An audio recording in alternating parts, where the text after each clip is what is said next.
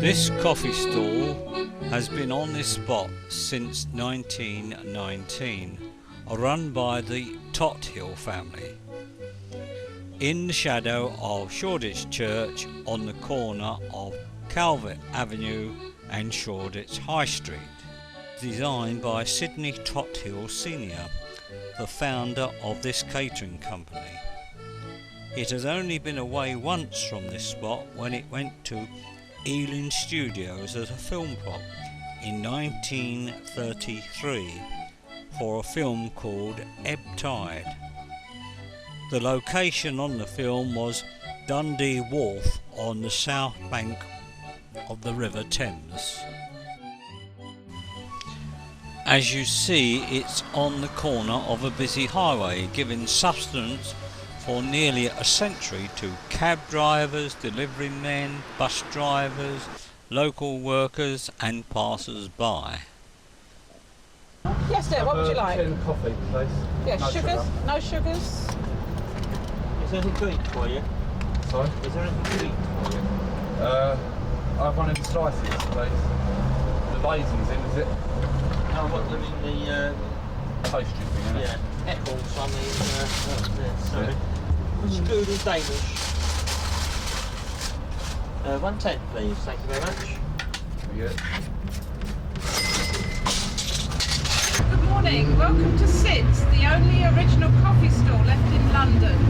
And it's been on this same spot opposite Shoreditch Church since 1990.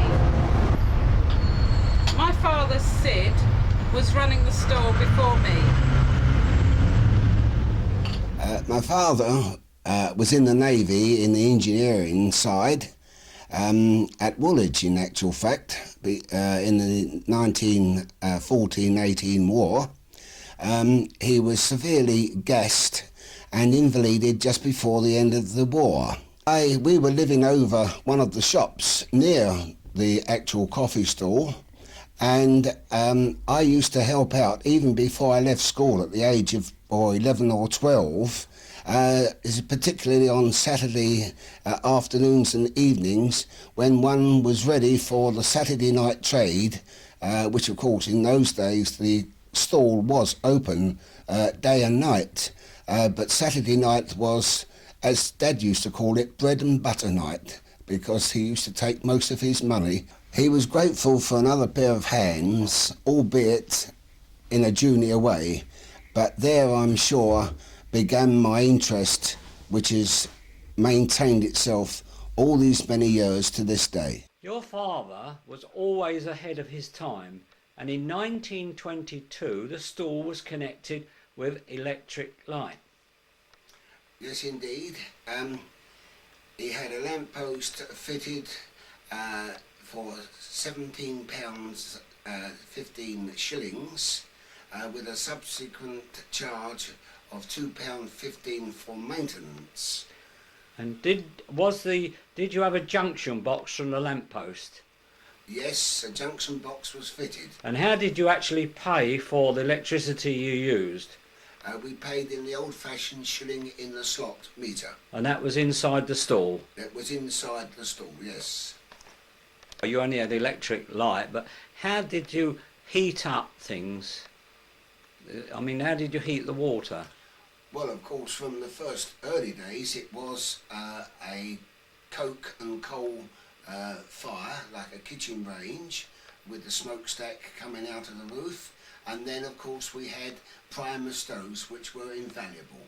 And that was, you used those during the war, and you had a special permit to get paraffin for the primer stoves. The permit that you had for the paraffin, and you also had a permit for extra food, you got these because of what you did. Now, what actually, why did they give you these permits? Well, the stall, because of its particular situation, did a great deal towards the war effort in the locality, serving ambulance, fire, civil defence, ARP personnel, because we had the heating to keep a service going. Our stall is open from 6 o'clock in the morning until 4 o'clock in the afternoon, Monday to Friday. And it's open all year apart from the usual bank holidays. And as everybody says, we're like the windmill, we never close. During the war, the stall was allowed special dispensation to open all times to feed the ARP and the like. And during the war, a bomb did fall at the back of the stall further down the avenue, and the buses that were parked behind on the bus stand took the full force of the blast. When did you take over here? I took over here when I wanted to get out of the rat race, and Dad was ready to sort of semi-retire, and it all worked out very well that I came here to take over. That was about 10 years ago? About 10 years ago, right. Yes. And it's been great fun ever since. I'm sure, yeah. Good, thank you. The bomb that fell was a doodlebug in 1944, injuring Mr. and Mrs. Totthill Sr., who lived down the road, which meant that the coffee stall did not open. This caused a big problem for the ARP, the police, firemen and ambulance crew, as this coffee stall was their running cafe. It got so serious that the Mayor of Shoreditch, the local MP and the police superintendent went to the Air Ministry to ask for compassionate leave for young Sydney to come back and run the stall. Sid was serving in the RAF in the Middle East, but was on a secret mission in Turkey, putting up radar stations dressed as civilians. He was immediately flown to Cairo and then back to London. Sid reckons that he's the only member of the forces to be demobbed from a coffee stall.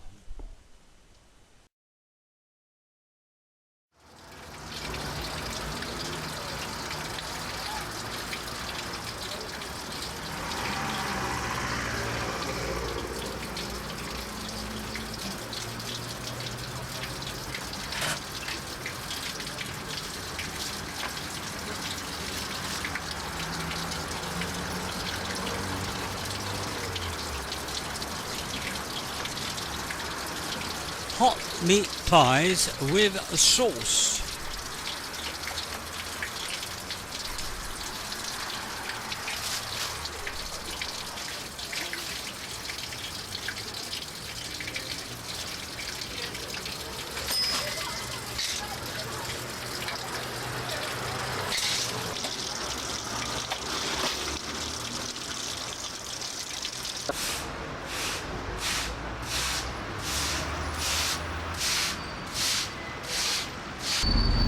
Jane, tell us a bit about your career in catering and what led up to you taking over the stall. Well, when I left school, the only thing that I could see myself being interested in was catering, because it was the family business. So I went to Ealing Technical College for 4 years and did a hotel management course.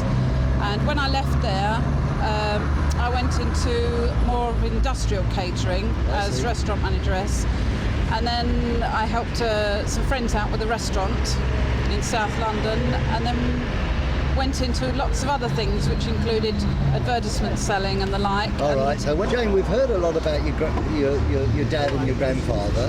How about your mum and the rest of the family? Where do they come into the organisation?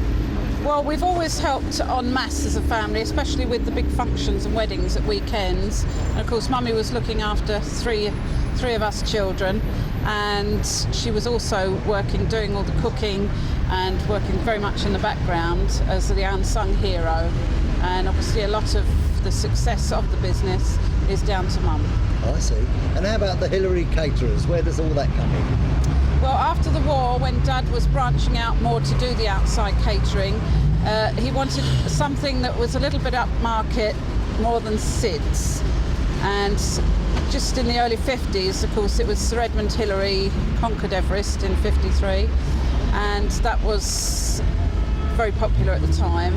So he decided to name it Hillary after Sir Edmund Hillary. Yeah. And of course, your brother's got that in his name as well, hasn't he? That's right, yes. The middle brother is Stephen and his middle name is Hillary. Good, thank you.